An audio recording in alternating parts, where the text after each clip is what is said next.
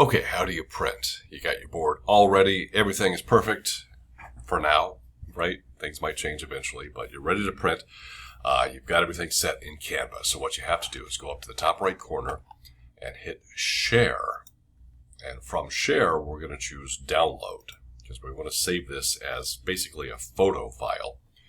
That means changing PNG, which is what is probably going to pop up. That's better as a computer file. We want an image file, so JPEG, and 100 is the number that we want, 100%. And we're going to click Download. That's going to save to your computer. And then once that is down, here it is. By the way, that will save exactly as what you named your file. So notice it downloaded as Sweeney All-Star Board 1, which is what my file name is there. If you didn't change that name in step 1, from that first video, this is what you got. Obviously, you can change it later, but this is what you will then use to send to the printer down in the front office, and I will outline that process in the next video.